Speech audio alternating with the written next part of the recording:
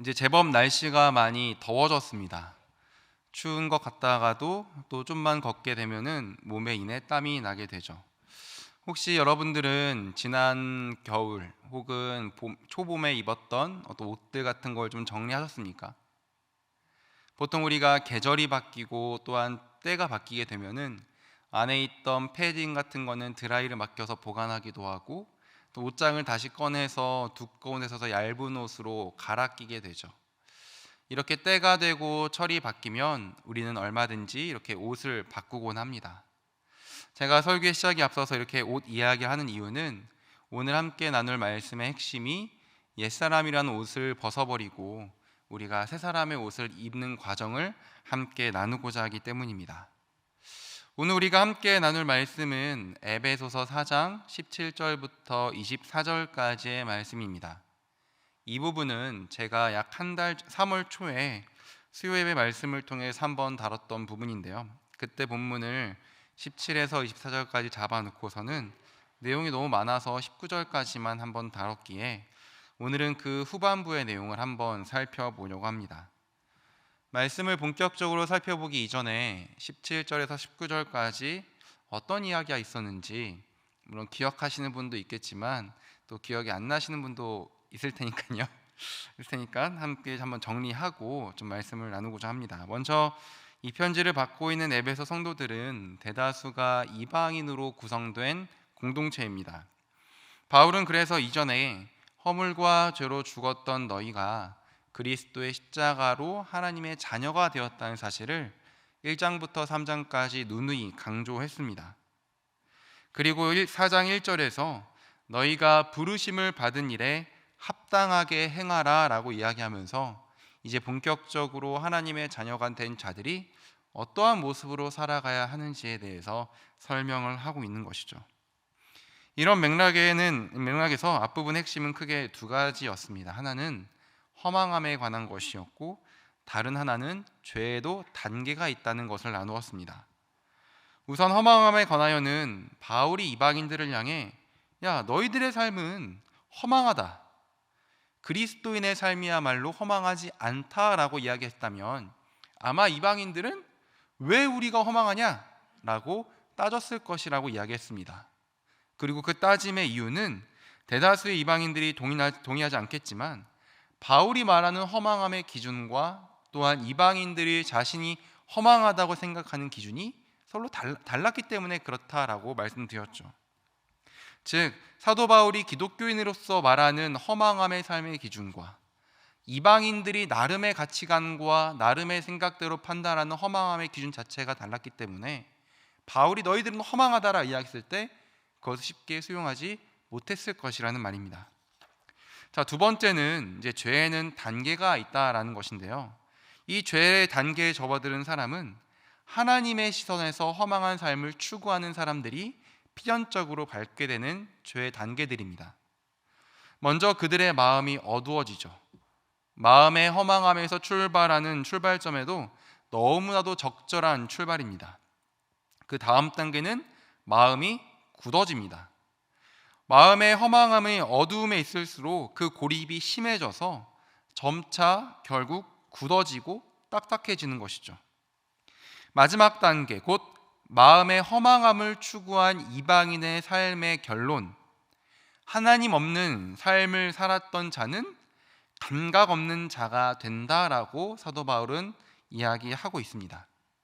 나병처럼 자기의 살점이 떨어진다고 할지라도 아무런 고통을 느끼지 못하는 영적인 괴사 상태에 빠졌다라고 사도 바울은 이야기하는 것이죠. 자, 오늘의 말씀은 이제 여기서부터 시작되는데요. 마음의 허망함의 끝 단계에서는 영적 괴사의 상태에 빠지게 됩니다. 그렇다고 아직 육신적으로 죽은 거가 아닙니다. 분명히 육신적으로 살아서 움직이는 상태이지만 영적으로 하나님의 시선에서 봤을 땐 죽은 자들입니다. 그렇다면 이 단계에서 썩은 자는 과연 무엇을 추구하는 삶으로 귀결될 수밖에 없을까요? 다 같이 함께 19절의 말씀을 한번 읽어보도록 하겠습니다. 시작. 그들이 감각 없는 자가 되어 자신을 방탕에 방임하여 모든 더러운 것을 욕심으로 행하되. 보니까 맨 끝에 모든 더러운 것을 욕심으로 행한다라고 사도 바울은 기록합니다. 자, 그런데 한번 우리가 곰곰이 한번 생각을 해봅시다. 욕심이라는 것을 말할 때는 분명 무언가가 갖고 싶고 막 탐내서 움켜쥐려는 걸 보통 욕심이라고 말합니다. 그런데 그 욕심의 대상이 무엇이냐면 더러운 것을 욕심낸다는 겁니다.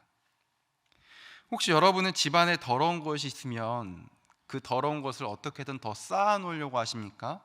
아니면 더러운 것이 있으면 그 더러운 것을 깨끗하게 정리해서 이제 버리려고 하십니까? 보통 일반 사람들이 생각했을 때는 더러운 것은 욕심내서 가지려는 대상이 아니죠. 우리가 욕심내서 가지려고 하는 것은 깨끗하고 좋은 것을 우리가 가지려는 욕심을 품지 더러운 것을 향해서 욕심을 내지는 않는다는 말입니다. 그러나 허망한 마음의 끝, 즉 이방인들처럼 하나님을 알지 못한 사람들은 끊임없이 더러운 것을 욕심낸다라고 성경은 이야기하고 있습니다. 왜 그럴까요? 왜 이방인들, 마음의 허망함에서 출발해서 결국 감각 없는 자가 된 자들은 왜 마음의 더러운 것을 욕심으로 그렇게 행하려고 하는 것일까요? 그 이유는 그것이 더럽다는 걸 모르기 때문입니다. 만약에 그게 더럽다는 걸 알고 있다면 그걸 욕심으로 자기 마음에 가득 채우려고 하겠습니까? 그러나 그것을 모르기 때문에 더러운 것이라는 모른 채 그냥 그것을 더 많이 갖고자 욕심을 내기 때문에 지금 허망한 사람의 끝은 이렇게 귀결될 수밖에 없는 것이죠. 자, 더러운 것을 모르는 채 그것을 더 많이 갖고자 그 욕심 내는 것에는 너무나도 중요한 한 가지 이렇게 원리가 이렇게 밑바닥에 깔려 있는데요. 예수님의 한 비유를 통해 그것이 무엇인지 정확하게 알 수 있습니다. 누가복음 12장에는 한 부자에 관한 비유가 나옵니다. 한 부자가 있었습니다. 얼마나 부자였는지 밭에서 풍성한 소출이 나왔다라고 성경은 기록하죠. 지금 있는 곡식 창고로는 지금 밭에서 나온 이 소출들을 다 담을 수 없을 정도로 큰 부자였습니다. 이것을 본 부자가 밭에 소출이 풍성해서 더 이상 들어갈 곳이 없구나라는 것을 보고 있던 이 부자의 마음 가운데 한 가지 생각이 듭니다. 내가 곡식을 쌓아둘 곳이 없으니까 저거 곡식 곡관을 조금 헐고 좀 크게 지어야겠다. 그리고 거기다가 곡식 가득 넣어놓고 내가 좀 즐기며 살아야겠다 라고 이렇게 생각을 하게 되죠. 언뜻 생각했을 때 창고가 부족해가지고 창고를 더 확장시키는 것은 누가 생각해도 지극히 합리적인 생각입니다. 그걸 갖다가 만약에 곡간이 꽉 찼으면 뭐 남는 걸 다 버릴 수는 없잖아요. 그러니까 그 소출의 풍성함에 따라서 곡간을 좀 더 크게 짓자라는 것은 뭐 전혀 흠잡을 데 없는 생각처럼 보입니다. 그런데 문제가 무엇이냐면 그 곡간의 풍성함을 보고 이 부자가 생각하기에 저거 있으면 내가 몇 년 동안 편히 먹고 편히 마시고 편히 놀아도 괜찮겠다라고 생각했던 것 자체가 문제라는 것이죠. 몇 년을 써도 충분할 정도의 물건을 쌓아두었으니 이제는 좀 즐거워야겠다. 이에 대한 하나님의 말씀입니다. 다 같이 함께 누가복음 12장 20에서 21절의 말씀을 함께 읽도록 하겠습니다. 시작.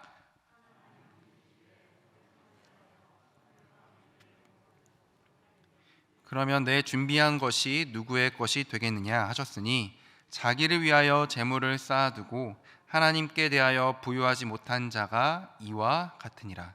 아멘. 곡간 늘린 곡간을 기반으로 앞으로 편히 쉬고 먹고 마시고 이제 인생을 좀 즐겨야겠다라고 생각했는데 하나님께서 말씀하시길 내가 오늘 밤에 내 영혼을 데려간다면 이 쌓아둔 것이 누구의 것이 되겠느냐라고 물어보십니다.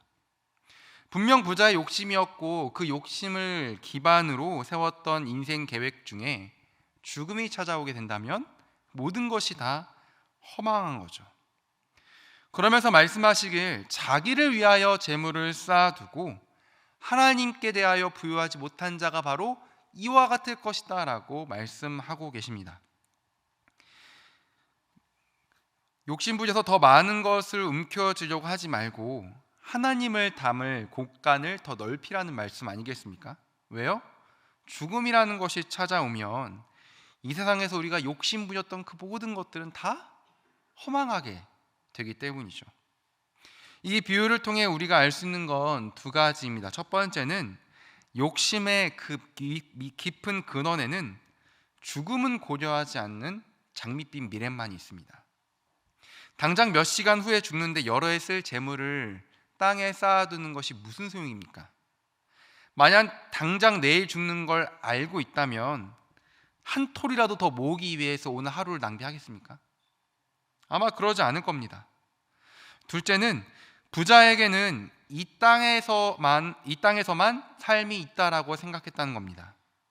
이 땅에서 내가 먹고 살고 즐기는 것에 집중한 이유는 그 이후 죽음의 이후 세계는 그 부자는 고려하지 않았다라는 것을 의미하죠. 그렇게 바울이 말하는 것처럼 생명의 주권이 하나님께 있는 것을 모르는 사람들, 죽음 이후의 삶에 대해서 무지한 자들의 삶은 그래서 허망한 겁니다. 왜? 부자가 이렇게 아무리 계획적이고 경제학적인 관점에서 아주 훌륭한 계획을 세웠다고 할지라도 죽음을 알지 못하고 죽음 이후의 삶을 알지 못한다면 그 준비는 아무것도 아니게 돼버리니까요.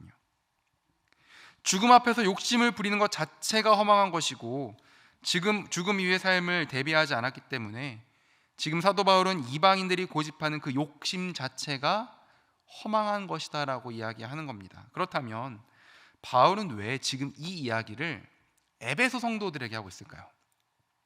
이 이야기를 지금 이방인들한테 보라고 쓰고 있는 것이 아니지 않습니까? 분명히 에베소서는 에베소 성도들을 향해 쓴 편지입니다. 어떻게 보면 이방인과는 전혀 상관없고 마음의 허망함이 아닌 예수 그리스도의 십자가로 마음이 차 있다고 생각하는 사람들한테 보내는 편지라는 거죠. 이런 허망한 것들에는 믿는 성도들의 마음과 만약에 눈이 전혀 쏠리지 않는다면 그 허망한 것들 가운데 내가 성도로 살아가면서 이거 눈길조차 주지 않는다면 바울은 이런 이야기를 쓰지 않았을 겁니다. 당시 에베소 지역은 이런 허망한 것들을 향한 욕심과 탐욕이 우상 숭배와 결합되어 극에 달리던 도시입니다. 에베소 지역은 아르테미스라고 이름하는 아데미 신전 숭배, 여신 숭배로 굉장히 유명한 곳이었죠. 바울은 전도 여행 때 에베소에 일어났던 거대한 소요를 기록하고 있는데 그 지역이 얼마나 아데미 숭배로 열정이 있었는지를 보여주고 있습니다. 뿐만 아니라 아데미 여신을 숭배하는 것을 중심으로 에베소 지역의 모든 경제가 돌아가고 있었고 또한 순례객을 대상으로 했던 여러 경제 활동들은 에베소 지역에 막대한 부를 가져다 주었습니다. 그런 상황 속에서 이 아데미 여신을 끊어버리고 예수를 나의 주로 고백하는 삶은 필연적으로 어려움이 찾아올 수밖에 없죠. 이방인들이 태어날 때부터 그리스도인을 태어난 게 아니라 한참 아데미를 숭배하던 삶에서 돌이켜서 그걸 다 버리고 그리스도만 섬기겠다는 삶으로 돌이킨 사람들이었습니다. 이미 이전에 아데미를 숭배했을 때 느꼈던 그 풍성함을 맛봤던 사람들이라는 거죠. 그런 상황 속에서 이방인들이 욕심으로 그들의 곳간을 채우고 또한 즐기는 모습을 보았을 때 저는 에베소 성도들의 눈길이 잠시 갔을 수도 있다라고 생각합니다. 믿음과 또한 조금만 타협을 하면 신앙이라는 것과 나의 현실 세계의 삶을 이거 조금만 진짜 1cm 정도만 타협하면 지금보다 삶이 편해지겠다. 그것을 누구보다 경험했을 사람들이 바로 에베소 사람들이라는 거죠. 이런 그들의 상황을 너무나도 잘 알고 있었던 사도 바울이기에 그들이 추구하는 삶은 허망한 것이고 죽음의 문제는 전혀 알지 못한 채 더러운 것을 욕심으로 움켜쥐려는 것이 바로 이방인들이다라는 것을 바울은 강조하고 있는 것입니다. 바울은 죽음의 문제는 외면한 채 공허한 욕심으로만 마음을 채우고 있는 이방인들과 또한 에베소 성도들을 이렇게 분명하게 구분하면서 이렇게 말합니다. 함께 4장 20절의 말씀을 읽어보도록 하겠습니다. 시작. 오직 너희는 그리스도를 그같이 배우지 아니하였느니라. 오직 너희는 그리스도를 그렇게 배우지 않았다. 굉장히 강한 표현입니다. 그냥 얘들아 너희는 그리스도를 그렇게 배우지 않았어 이렇게 한 게 아니라 오직 너희는 그리스도를 이처럼 배우지 않았어, 이렇게 사도 바울이 강조해서 이야기하고 있는 거죠. 자, 여기서 배웠다라는 표현이 있는데 배운다는 것에는 참 많은 의미가 포함되어 있죠. 예를 들어 1 더하기 1은 2라는 것을 배웠다고 말할 때처럼 단순히 몰랐던 것을 누군가로부터 배워서 깨닫게 되었을 때 내가 배웠다라는 표현을 쓰기도 합니다. 그러나 배움이라는 것은 비단 지식으로 아는 것 그 이상을 말할 때가 훨씬 더 많죠. 코로나로 인해 오랜 시간 학생들이 학교를 가지 못했습니다. 특히 초등학교 저학년들을 생각해 본다면, 예를 올해 들어 이제 3학년에 들어간 초등학생들을 생각해 본다면 1학년과 2학년 때 학교를 간 날보다는 가지 않은 날이 훨씬 더 많은 아이들입니다. 1학년, 2학년 과정에서 배워하는 지식들은 비대면 수업을 통해서 계속 전달될 수가 있습니다. 집에서 선생님들이 줌이나 실시간 수업을 켜서 1학년과 2학년 때 배워야 될 것을 전해주고, 또한 집에서 부모님들이 지도해 준다면 1, 2학년 때 배워야 될 지식적인 차원들은 충분히 배울 수 있죠. 그러나 학교 생활하면서 친구들 사이의 관계에서 익혀야 되는 것들, 또한 선생님과의 관계 가운데서 배워야 하는 것들, 또한 등하교하면서 여러 가지 에피소드들을 경험하면서 본인이 직접 배워야 되는 것들을 1학년과 2학년 때 거의 배우지 못했습니다. 그리고 이러한 배움은 1 더하기 1은 2라는 지식보다는 훨씬 더 크고 가치 있는 배움들이죠. 즉 배움에는 지식적인 차원에 있는 것이 아니라 그 이외의 것들이 훨씬 더 많다라는 겁니다. 마찬가지입니다. 사도 바울이 오늘 여기서 오직 너희는 그리스도를 그같이 배우지 않았다라고 이야기했을 때는 예수님이 십자가에 달려 죽으셔서 너희 죄를 용서했다, 이런 지식의 차원에서만 너희들이 배웠다라고 이야기하는 게 결단코 아닙니다. 이방인들이 죽음은 전혀 생각하지 못한 채 더 많이 갖고자 그렇게 마음의 허망함으로 살아가지만, 우리 그리스도인들은 그리스도의 삶을 통해서 그리스도께서 나에게 베푸신 그 은혜를 맛본 우리들은 그리스도를 그렇게 배우지 않았다라고 이야기하고 있는 것이죠. 분명히 지식적인 차원을 훨씬 초월한 이야기가 바로 오직 너희는 그리스도를 이처럼 배우지 않았다라는 말에 포함되어 있는 것이죠. 그리스도인의 삶은 허망한 것을 쫓는 저 이방인들처럼 살면 안 되는구나, 내가 그리스도의 은혜를 맛봤더니 내가 예수님 만나고 났더니 저런 삶은 비교 안 되는 거구나, 이거는 지식적인 차원을 뛰어넘는다는 말입니다. 그렇다고 해서 제가 말씀 그 자체에 대한 지적 수준이 얕다 이런 이야기는 절대 하는 것이 아닙니다. 우리가 그리스도를 배웠다는 것은 그분이 나에게 어떤 일을 하셨는지 지식적으로 외울 수 있는 것이 아니라 그것이 나에게 어떠한 일을 가져다 주었는지를 내 삶을 통해서 깨닫는 것이 바로 그리스도를 배운 것입니다. 그것이 에베소 성도들 그리고 저와 여러분이 배운 그리스도죠. 제가 이제 고등부를 섬기고 있는데요. 고등부 설교 때는 자주 인용하는 이제 예화 중에 이제 서울역에 가면은 코로나 이전에 이제 노숙자분들이 굉장히 많았습니다. 그래서 이제 서울역 근처에 있는 교회들은 구호 물품들을 가지고 여러 모양과 여러 모습으로 그분들을 많이 섬겼죠. 그러면서 그분들에게 늘 끊임없이 복음을 전했고, 또한 함께 예배도 드리면서 끊임없이 예수 그리스도의 사랑을 전하려고 했습니다.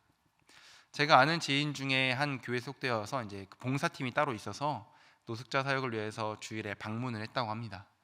근데 이제 한 어르신이 오셔가지고 어르신 이거 드시고 건강하셔야 돼요, 그리고 예수님 믿었으면 좋겠어요 라고 말하니까 어르신이 주기도문을 줄줄 외우기 시작하셨답니다.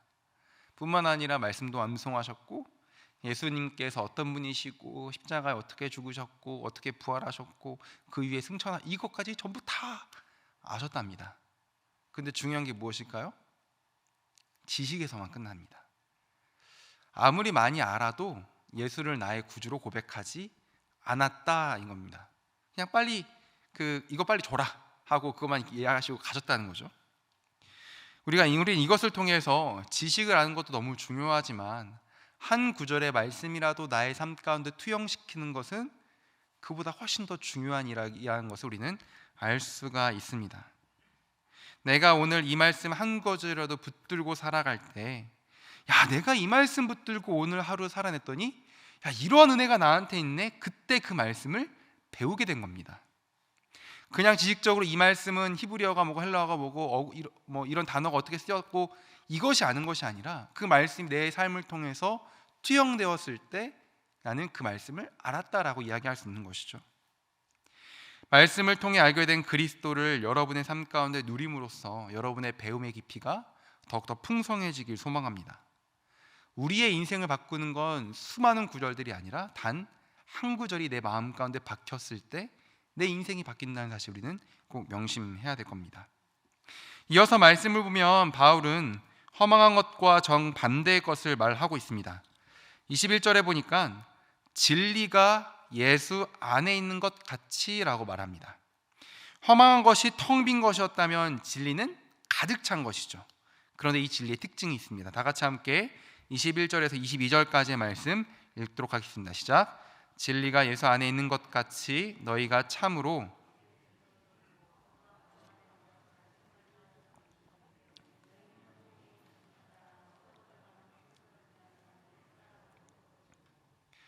바울은 21절에서 예수를 통해 진리를 들었고 또한 가르침을 받았다라고 이야기합니다. 그리고 이렇게 말하죠. 썩어져 가는 구습. 여기서 구습은 이전의 삶의 방식을 뜻합니다. 그러니까 썩어져 가는 이전의 삶의 방식이라고 이야기하는 거죠.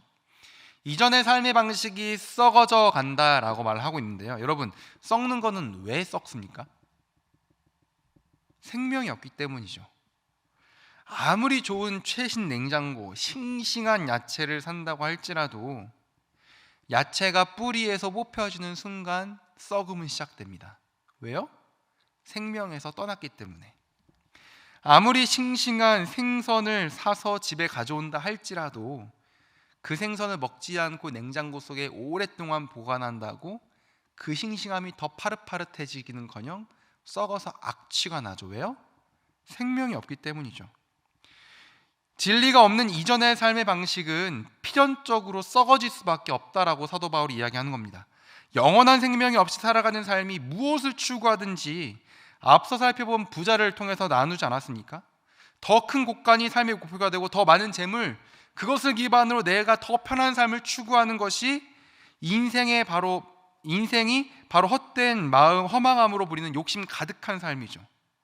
영생이 없는 삶은 그런 것들만 집중하고 그런 욕심으로만 가득 채울 수밖에 없고, 영생이 없기 때문에 그 이전의 삶의 생활은 전부 다 썩어질 수밖에 없다라고 사도 바울은 이야기하고 있는 겁니다. 왜요? 영생이 없으니까, 생명에서 떠나 있으니까. 바울은 이러한 삶을 옛사람이라 규정하며 옛사람의 옷을 벗어버릴 것을 이야기합니다. 즉 생명 없는 삶은 옛사람의 모습이니까 이걸 빨리 벗어버리라 라고 이야기하는 거죠. 그리고 하나님을 따라 의와 진리의 거룩함으로 지음받은 새 사람이라는 옷을 입을 것을 권면합니다. 자, 우린 여기서 바울이 옛사람이라는 그 옷을 벗어버리고 새 사람이라는 옷을 입으라고 하는 것에 좀 주목을 해봐야 되는데요. 바울은 에베소 성도들에게 썩어져가는 구습을 따르는 그 이방인들과의 차별점으로 옷을 벗고 또한 입는 예시를 사용하고 있습니다. 참, 우리가 옷을 벗고 또한 새로운 옷으로 갈아입을 때를 한번 생각해 봅시다. 예를 들어 지인의 결혼식에 간다라고 가정해 보죠. 지인의 초대를 받아서 결혼식에 갑니다. 그날 무엇을 입을지 고민을 하고 집에서 최대한 예쁘고 좋은 옷을 꺼내서 입습니다. 그런데 결혼식 상황에 맞게 내가 가진 옷 중에 가장 좋은 옷이 있는데 그 어느 누구도 집에서 입고 자던 그 잠옷을 그 위에 걸쳐 입고 가지 않습니다. 혹시 결혼식 갈 때 잠옷을 안에다 입고 걸쳐 가신 분 계신가요? 저는 많은 결혼식 다녀보지 못했지만 저는 한 번도 못 봤습니다. 보통 결혼식에 간다고 해서 좋은 옷을 입고 내가 가진 옷 중에 가장 깔끔한 옷을 입을 때는 샤워를 깨끗하게 하고 머리부터 발끝까지 자기가 할 수 있는 최대한의 정성으로 단장을 하고 깔끔하게 꾸민 후에 지인의 결혼식에 가서 축하를 해주죠. 절대 그 안에 더러운 것을 입지는 않는다는 겁니다. 또한 뿐만 아니라 바지는 잠옷을 입고 위에는 턱시도를 입고 결혼식 합니까? 그렇지 않습니다. 옷을 입으면 하나를 통으로 다 입지 괜히 애매하게 어중간하게 옷을 입지 않는다는 것이죠. 마찬가지입니다. 지금 바울은 허망한 마음에서 출발하여 더러운 것을 욕심으로 행하는 이방인의 모습을 옛사람이라고 지칭하며 이것을 이렇게 벗어버릴 것을 이야기합니다. 왜냐하면 예수 그리스도를 배운 자들에겐 이게 어울리지 않는 옷이니까요. 뿐만 아니라 완전히 벗어버리고 새 사람의 옷을 입으라고 하지, 그래 반은 옛날 거 입고 반은 새 거 입어, 이렇게 바울이 이야기하지 않습니다. 또한 상황에 따라서 때로는 여기에서는 옛사람 옷 입고 교회 갈 때는 좀 새 사람으로 갈아입고 가, 이렇게 바울이 이야기하지도 않습니다. 둘 중 하나만 존재하고 둘 중 하나만 입은 모습으로 이 땅을 살아갈 수밖에 없다라고 사도 바울은 이야기하는 거죠. 이것의 아주 좋은 예가 이제 군대라고 생각하는데요. 저는 2009년 12월에 그 춘천에 있는 백이보충대로 이제 입대를 했습니다. 들어갈 때 준비한 거라고는 스킨 로션이랑 신분증 이 정도가 전부였던 것 같아요.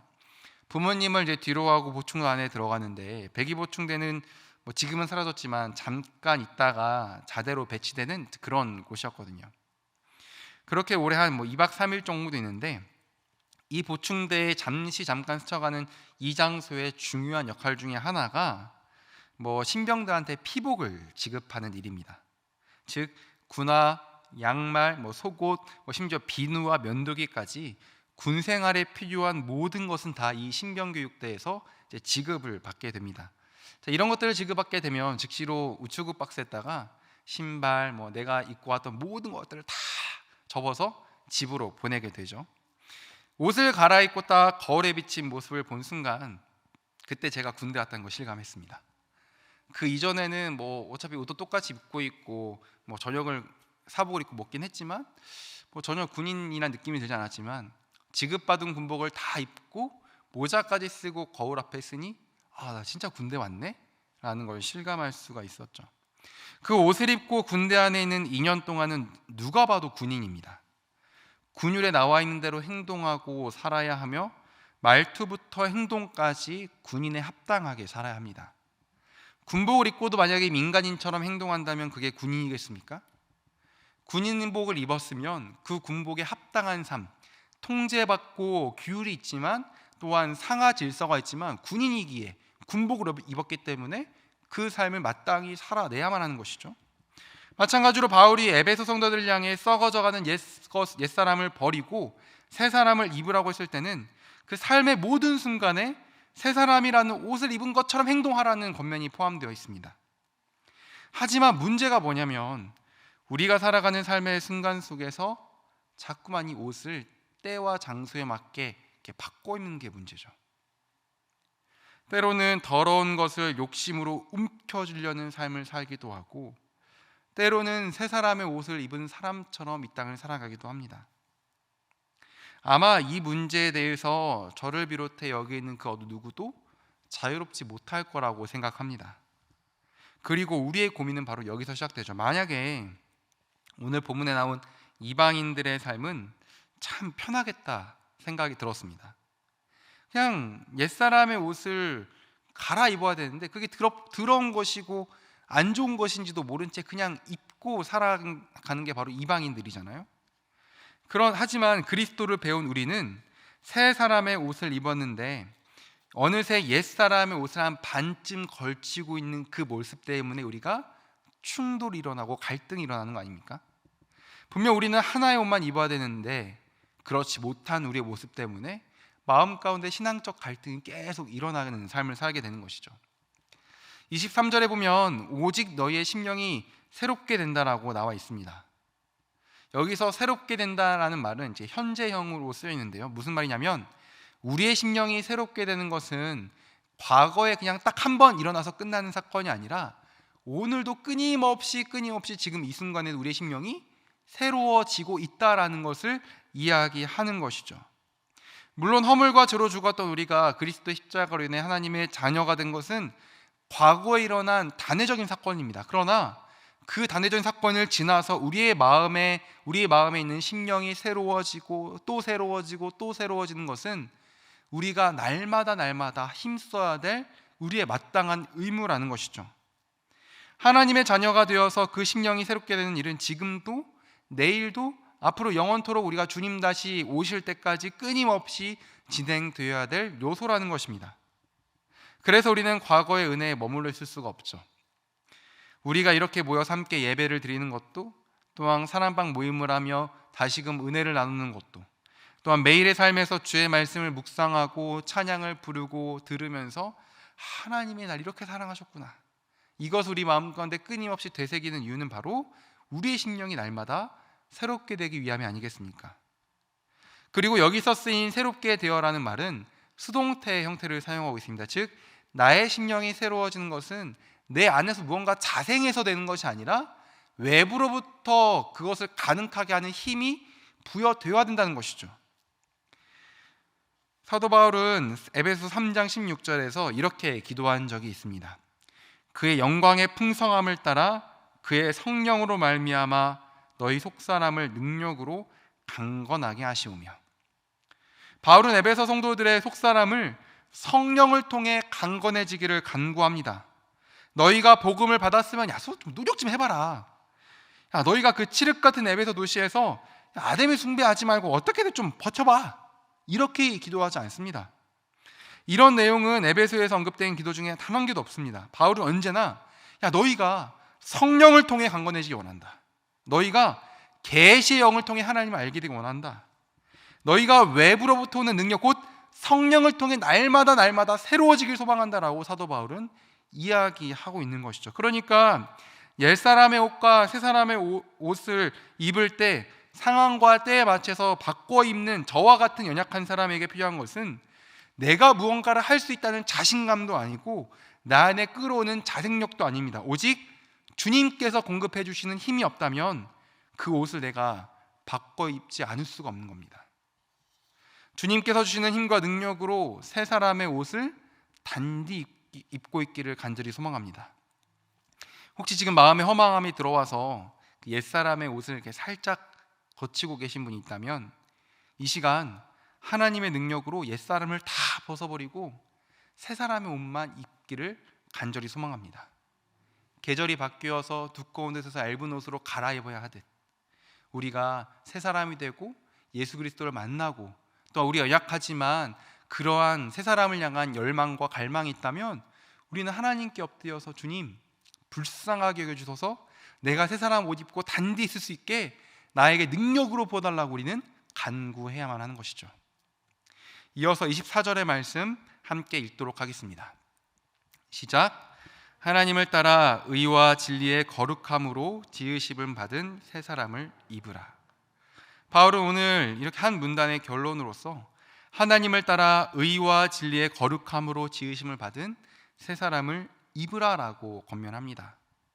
새 사람을 입는 것은 하나님을 따라 새 사람을 입는 것이죠. 즉 하나님의 형상과 모양으로 우리가 점점 회복해감에 있다는 것입니다. 바울은 이렇게 말하고 그 다음 구절부터 그렇다면 하나님은 본받는 생활이 무엇인가에 대해서 언급합니다.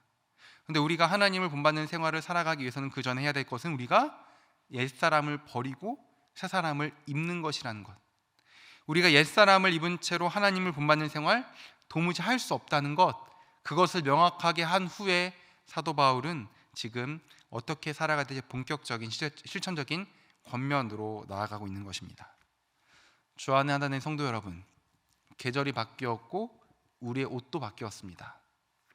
옛날에 우리는 죽은 자였고 예수님을 모르는 자였지만 그리스도의 십자가의 은혜로 죄와 허물과 사망이 아닌 하나님의 자녀요 권속이 되었습니다.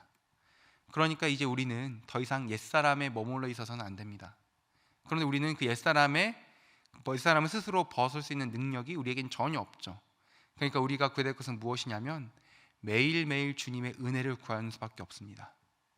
단 하루라도 주님의 은혜가 없으면 내가 이 세 사람을 유지할 수 없다, 나의 심령이 새로워질 수 없다라고 주 앞에 늘 고백하면서 매일의 경건과 또한 매일의 나눔과 또 은혜를 통하여서 저와 여러분의 삶 가운데 언제나 새 옷으로 단디 무장하고 있는 우리 모두가 되길 주님의 이름으로 소망합니다. 아멘. 기도하도록 하겠습니다.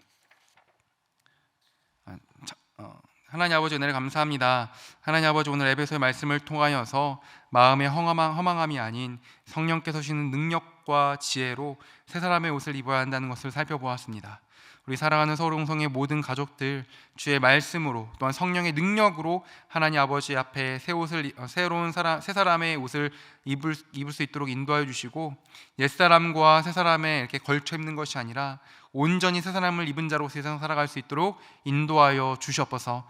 매일의 은혜를 구합니다. 넘어서 연약해서 넘어지지만 그럼에도 불구하고 주님의 은혜를 다시 한번 구합니다. 우리의 속사람을 강건케 하여 주시고 우리의 주의 말씀을 계시의 영을 통하여서 하나님을 더욱더 풍성히 알아서 매일매일 새로워짐으로 새 사람을 단디 입고 있을 수 있도록 인도하여 주옵소서. 감사하며 우리를 권하신 예수님의 이름으로 기도드립니다. 아멘.